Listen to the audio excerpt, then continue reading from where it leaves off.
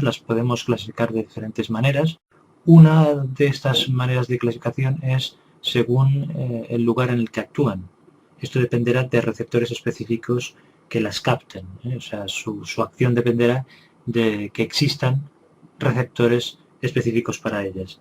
Podemos hablar de hormonas autocrinas cuando la acción es en la misma célula, por ejemplo las células T del sistema inmune, una hormona que producen que es la interleuquina y que envía señales a la célula misma para que aumente su efectividad inmune. Otro tipo de hormonas serían las hormonas paracrinas, que serían aquellas que actúan de una forma regional, o sea, cerca, no en el mismo sitio en el que han sido producidas, sino cerca. Tenemos el ejemplo característico que sería el de las hormonas del hipotálamo que actúan a nivel de la hipófisis que está muy cerca. Y en tercer lugar tenemos las hormonas endocrinas o clásicas, las que actúan a distancia. Por ejemplo, son las hormonas que se producen en la hipófisis y actúan, por ejemplo, a nivel de las glándulas suprarrenales o a nivel de las gónadas. Estas actúan a distancia. Órganos endocrinos. Utilizaré esta imagen para ir repasando los diferentes órganos endocrinos y después hablaremos de las hormonas concretas que se producen o que segregan cada uno de ellos. Aquí en el número 1 está la glándula pineal. En el número 2 está la glándula pituitaria, es la hipófisis, y aquí no lo ponen, pero por encima y perteneciendo al cerebro está el hipotálamo, que es un centro de control muy importante, controla la hipófisis, o sea, lo que hace es canalizar señales del sistema nervioso y estos impulsos nerviosos los canaliza hacia la hipófisis, es un centro importante de control y sería un ejemplo de solapamiento entre dos sistemas, algo que ya hemos citado en otros vídeos. En este caso sería un solapamiento entre el sistema nervioso y el sistema endocrino. Como digo, está el hipotálamo, la hipófisis. El hipotálamo tiene el tamaño más o menos de una uva, de una almendra, y la hipófisis de un guisante, un garbanzo, y tiene una forma como de una pera diminuta. Después tenemos el tiroides, que estaría en el cuello, está en el cuello alrededor de la tráquea. Debajo, aquí con el número 4, está el timo. Hablé de él en el vídeo de sistema linfático, porque es más bien un órgano linfático y sería un ejemplo también de solapamiento entre un sistema y otro, entre el endocrino y el linfático. Más abajo con el número 5 están las glándulas suprarrenales o adrenales, que están encima de los riñones, de ahí el nombre. Con el número 6 está el páncreas, que es interesante porque es una glándula endocrina que no está regulada por la hipófisis, sino por la glucosa, el nivel de glucosa en sangre. Y es interesante también porque es glándula endocrina, pero también exocrina, porque también segrega jugos, el jugo pancreático hacia el duodeno, el aparato digestivo. O sea, es otro ejemplo de solapamiento. Y al final, con el número 7 y 8, están las gónadas. En mujeres sería el ovario y en hombres los testículos. Entonces, ¿qué hormonas secretan las glándulas endocrinas? Podemos empezar por el hipotálamo, que ya he dicho que recibe señales nerviosas, impulsos nerviosos del cerebro, el sistema nervioso periférico, y los va canalizando hacia la hipófisis, que sería el hipotálamo la que está representada en rojo, la hipófisis o glándula pituitaria la que está representada en verde, y que esta hipófisis controla toda una serie de glándulas endocrinas y nuestras respuestas hormonales al medio externo. El hipotálamo interacciona con la hipófisis anterior y con la hipófisis posterior, la adenohipófisis y la neurohipófisis, como marca en la ilustración, y comunica con la parte anterior, con la adenohipófisis, a través de lo que llaman sistema portal hipotálamo hipofisario, que es un sistema capilar que comunica las dos estructuras. O sea, las hormonas que secreta el hipotálamo serían unas hormonas de tipo paracrino porque actúan a nivel regional, como habíamos explicado antes. Entonces, ¿cuáles son las hormonas que secreta el hipotálamo?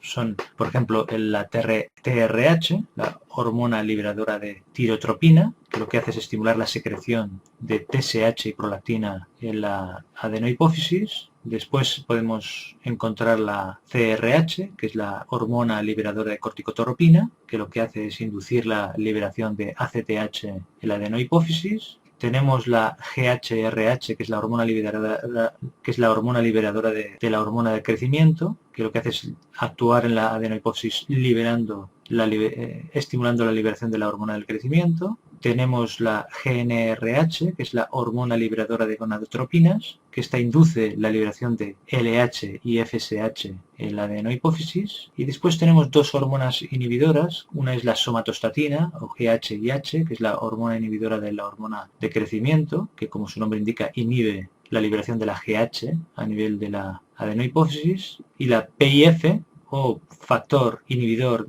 de la prolactina, que lo que hace es inhibir la prolactina. O sea, es una hormona que se libera constantemente y está implicada en la producción de leche materna. Entonces, esta hormona, cuando deja de secretarse, lo que hace es que aumenta como consecuencia la prolactina y hace que aumente la secreción de leche mamaria. A nivel de la hipófisis anterior o adenohipófisis, tenemos las hormonas que ya hemos citado anteriormente, la GH o hormona del crecimiento, que lo que hace es estimular el crecimiento de células y tejidos en general y la síntesis de proteínas. Tenemos la TSH u hormona estimulante del tiroides, que lo que hace es estimular la síntesis y secreción de la tiroxina y la triiodotirolina, es decir, de la T4 y la T3. Tenemos la corticotropina o ACTH, que lo que hace es estimular la síntesis y secreción de hormonas córtico-suprarrenales, o sea, del córtex suprarrenal, del cortisol, aldosterona y andrógenos. Tenemos la prolactina, que ya hemos dicho antes que lo que favorece o lo que estimula es la secreción de leche mamaria y desarrolla las mamas en las mujeres. Después tenemos las hormonas FSH y LH. La FSH es la hormona folículo estimulante y la LH la hormona luteinizante. La FSH estimula el crecimiento de folículos en ovario en mujeres y maduración de espermatozoides en los testículos en hombres, y la LH lo que hace es estimular la síntesis de testosterona en el testículo en hombres y la ovulación y la formación de cuerpo lúteo y la síntesis de estrógenos y progesterona en los ovarios en mujeres. Después tenemos la hipófisis posterior. Esta hipófisis posterior también comunica con el hipotálamo a través de una estimulación nerviosa y propicia la liberación de dos hormonas que en realidad están producidas por el hipotálamo y se almacenarán en la hipófisis posterior o neurohipófisis. Son la vasopresina, la llamada ADH o hormona antidiurética, que como su nombre indica lo que hace es retener agua y lo hace actuando en los túbulos colectores del riñón. Y tenemos la oxitocina, que estimula la contracción del útero en mujeres durante el parto y también la eyección de leche mamaria. Tenemos también aquí la glándula pineal, que secreta la melatonina. Si vamos bajando hacia abajo, nos encontramos el tiroides, que está, como dijimos, en el cuello, alrededor de la tráquea, y que secreta las hormonas T3 y T4. La T4 es la tiroxina y la T3 es la triiodotironina. Lo que hacen es regular el metabolismo del organismo. Concretamente lo que hacen es incrementar la velocidad de las reacciones químicas y así aumenta el índice metabólico del cuerpo. Otra hormona que secreta el tiroides es la calcitonina, que favorece el depósito de calcio en huesos y reduce la concentración de calcio extracelular.